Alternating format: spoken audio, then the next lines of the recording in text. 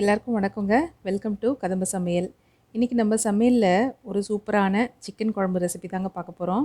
Readymade மசாலாலாம் எதுவுமே சேர்க்காம நாமளே மசாலாலாம் ரெடி பண்ணி அரைச்சி இந்த குழம்பு கூட்டி வைக்க போகிறோம். கண்டிப்பாக ட்ரை பண்ணுங்கள், ரொம்ப நல்லாயிருக்கும். செஞ்சு சாப்பிட்டு பாருங்கள், திரும்ப திரும்ப இந்த மாதிரி செஞ்சுக்கிட்டே இருப்பீங்க. வாங்க எப்படி பண்ணுறதுன்னு பார்த்துடலாம். 1 கிலோ நாட்டுக்கோழி வாங்கி சுத்தம் பண்ணி குக்கரில் போட்டு வச்சுருக்கேன். அதில் கொஞ்சமாக இஞ்சி, ஒரு 5-6 பல் பூண்டு இதெல்லாம் தட்டி போட்டுக்கோங்க. 1 ஸ்பூன் மிளகாத்தூள், வீட்டில் அரைச்ச மிளகாத்தூள், அப்புறம் உப்பு வந்து அரை உப்பு மட்டும் போடுங்க, நிறைய போட்டுற வேண்டாம். போட்டு விசில் போட்டு 2 விசில் விட்டு அடுப்பு நிறுத்திடுங்க. இப்போ மசாலா எப்படி பண்ணுறதுன்னு பார்த்துடலாம். ஒரு வானல் வச்சுட்டு 1 ஸ்பூன் சோம்பு, 3 கிராம்பு, கொஞ்சமாக பட்டை, 1 டீஸ்பூன் அளவுக்கு மிளகு, அப்புறம் ஒரு 10லேருந்து 15 போல் மிளகாய் உங்கள் காரத்துக்கு ஏற்ற மாதிரி சேர்த்துக்கோங்க.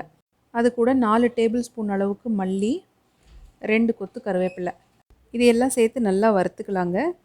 வறுக்கிறது வந்து அடுப்பணல் வந்து சிம்மில் வச்சு வறுத்துக்கோங்க, ரொம்ப கருகிடக்கூடாது. நான் வந்து எல்லாத்தையும் ஒன்றா போட்டு தான் வறுத்துருக்கேன். நீங்கள் தனித்தனியாக போட்டு ஒரு ஐட்டமாக வறுத்து எடுத்துக்கிட்டாலும் சரி தான், அது உங்களோட சௌகரியம். ஆனால் எல்லாமே தீஞ்சிராமல் லைட்டாக கலர் மாறணும், லைட் ப்ரௌன் கலரில் மாறணுங்க. நல்லா மணமாக இருக்கும், அது வரைக்கும் நல்லா வறுத்துக்கோங்க. பாருங்கள், இப்போ நல்லா கலர் மாறி வந்துருச்சு. இந்தளவுக்கு வறுத்துக்கிட்டால் போதும். இப்போ அடுப்பு ஆஃப் பண்ணி இதை ஆற வச்சிடலாங்க. இப்போ அதே வானலில் நான் வந்து ஒரு 2 டீஸ்பூன் எண்ணெய் ஊற்றிக்கிறேன். எண்ணெய் ஊற்றி காஞ்சதுக்கப்புறமா அதில் 2 இன்ச் அளவுக்கு இஞ்சி, தோல் எடுத்த இஞ்சி சேர்த்துக்கலாம். அதோட ஒரு கை அளவுக்கு பூண்டு, இன்னொரு அரை கை அளவுக்கு பூண்டு, இது வந்து 3 கட்டி பூண்டு வருங்க, அந்தளவுக்கு உரித்து அதையும் சேர்த்துக்கோங்க. சேர்த்து இதையும் இஞ்சியும் வந்து நல்லா வதக்கிக்கோங்க. அடுப்பு மீடியம் ஃப்ளேமாக வச்சு வதக்குங்க, இல்லாட்டி மேலே தான் கலர் மாறுமே தவிர வேகாது. நல்லா வறுத்துக்கோங்க. லைட்டாக கொஞ்சம் கலர் மாற அளவுக்கு வதக்கிட்டு அதுக்கப்புறமா ஒரு 200 கிராம் அளவுக்கு சின்ன வெங்காயம் நான் உரித்து கழுவி வச்சுருக்கேன். அதையும் இதோடு சேர்த்து நல்லா வதக்கிக்கலாம். இதையும் சேர்த்து வதக்கும்போது இது 3ம் சேர்ந்து நல்லா வதங்கி நல்லா லைட் ப்ரௌனாக ஆகிற அளவுக்கு பொன்னிறமாக வர அளவுக்கு வறுத்துக்கோங்க. அடுப்பை வந்து கொஞ்சம் மீடியமாக வச்சே வதக்குங்க, அப்போ தான் நல்லா வதங்கி வரும். பாருங்கள், இந்த அளவுக்கு ஆகிற அளவுக்கு வதக்கிக்கோங்க. இப்போ இது கூட ஒரு பெரிய தக்காளி, நல்லா பழுத்த தக்காளியாக எடுத்து அதையும் பொடி பொடி நறுக்கி இதோட சேர்த்துக்கலாம். சேர்த்து இதையும் வதக்கலாங்க. நல்லா வதக்கிக்கோங்க. தக்காளி வந்து நல்லா மசிஞ்சு வர அளவுக்கு நல்லா வதக்கிக்கணும். இது ஒரு பக்கம் வதங்கிட்டு இருக்கட்டுங்க. நம்ம இப்போ ஏற்கனவே வந்து மிளகாய் மல்லியெல்லாம் வறுத்து ஆற வச்சுருக்கோம் இல்லைங்களா, அதை வந்து இப்போ ஒரு மிக்ஸி ஜாரில் போட்டு நல்லா அரைச்சிக்கலாம். ஃபஸ்ட்டு பவுடராக அரைச்சி எடுத்துக்கோங்க. அதுக்கப்புறமா கொஞ்சம் தண்ணி ஊற்றி நல்லா மைய அரைச்சிக்கோங்க. அதை அரைச்சி ஒரு பக்கம் எடுத்து வச்சுக்கிட்டாச்சு. பாருங்கள், அதுக்குள்ளே அந்த தக்காளி வெங்காயம் எல்லாம் நல்லா வதங்கி வந்துருச்சு. தக்காளி வந்து நல்லா மசிகிற அளவுக்கு வதங்கிடுச்சுங்க. அவ்வளோதான். இதை வந்து எடுத்து ஒரு தட்டில் போட்டு இதையும் ஆற வச்சுருங்க. இப்போ அதே வானலில் இன்னும் 2 ஸ்பூன் எண்ணெய் ஊற்றிக்கலாங்க. எண்ணெய் ஊற்றிக்கிட்டு இப்போ அரைச்சி எடுத்தோம் இல்லையா மிளகா, அதெல்லாம் அந்த அரைச்சதை வந்து இதில் ஊற்றி லைட்டாக ஒரு 2 கிண்டிக்கலாம். கிண்டிக்கிட்டு ஏற்கனவே வந்து கறியை வந்து நம்ம வேக வச்சு எடுத்து வச்சுருக்கோம், அது வந்து விசில் அடங்கிடுச்சு. இப்போ அந்த கறியை மட்டும் இதோட இந்த மசாலோட சேர்த்துக்கலாங்க. சேர்த்து நல்லா பிரட்டிக்கலாம். பாருங்கள், இந்தளவுக்கு வதங்கினா சும்மா ஒரு 2 நிமிஷம் பிரட்டினா போதும். இதோட வேக வச்ச கறியை மட்டும் சேர்த்துக்கலாம். தண்ணியை சேர்த்துறாதீங்க, வெறும் கறியை மட்டும் இறுத்து போட்டு நல்லா பிரட்டிடுங்க.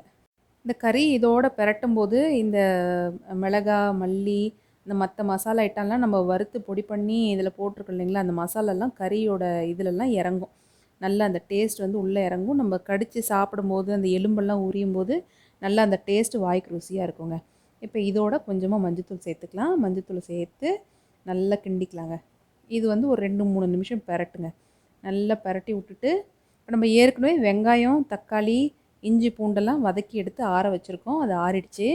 அதையும் வந்து மிக்ஸி ஜாரில் போட்டு நல்லா கொஞ்சம் கொரன்னு அடித்து அதையும் இதோடு சேர்த்துக்கலாங்க.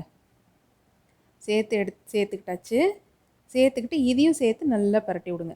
இது வந்து ஒரு 2-3 நிமிஷம் நல்லா மிக்ஸ் ஆகிற அளவுக்கு நல்லா பிரட்டிடுங்க. அடுப்பு வந்து சிம்மில் வச்சு பிரட்டுங்க. ஏன்னா வந்து நம்ம இதுக்கு முன்னாடி மசாலா போட்டிருந்தோம், இப்போ இது போட்டிருக்கோம். அனல் நிறைய வச்சு பிரட்டினீங்கன்னா அடி பிடிச்சிக்கும். அதனால் கொஞ்சம் திட்டமாக வச்சு பிரட்டுங்க. நல்லா அந்த மசாலாலாம் கலந்து வர அளவுக்கு நல்லா பிரட்டி விட்டுக்கோங்க. நல்லா பிரட்டி விட்டதுக்கப்புறமா நம்ம வந்து இப்போ சிக்கன் வேக வச்சோம் இல்லைங்களா, அந்த தண்ணி இருக்கும், அந்த தண்ணியும் இதோடு சேர்த்துக்கலாங்க.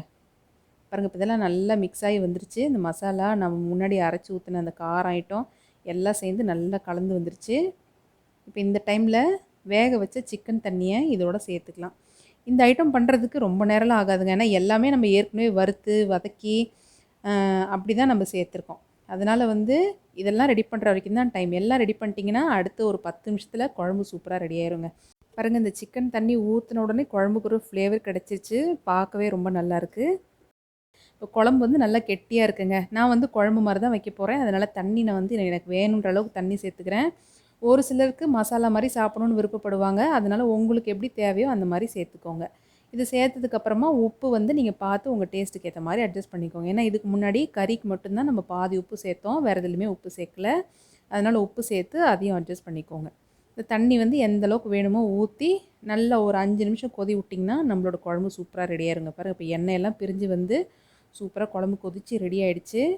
அப்புறம் நல்லா நுரக்கட்டிக்கிட்டு எண்ணெயெல்லாம் சூப்பராக பிரிஞ்சு வந்துருச்சுங்க. நம்ம குழம்பு தயாராகிடுச்சு சாப்பிட்றதுக்கு. இப்போ அடுப்பை ஆஃப் பண்ணிவிட்டு கருவேப்பிலை, கொத்தமல்லி, புதினா எது வேணுமோ தூவிக்கலாம் மேலே. நான் கொஞ்சம் கருவேப்பிலை சேர்த்துக்கிறேன். அடுப்பு நிறுத்திட்டேங்க. நம்ம குழம்பு சூப்பராக ரெடி ஆகிடுச்சு. ரொம்ப நல்லாயிருக்கு. இப்போ வந்து அடுப்பு நிறுத்திக்கிட்டு இது மேலே கொஞ்சம் கருவேப்பிலை தூவிக்கலாங்க. தூவிட்டோன்னா நம்மளோட சூப்பரான நாட்டுக்கோழி குழம்பு ரெடிங்க.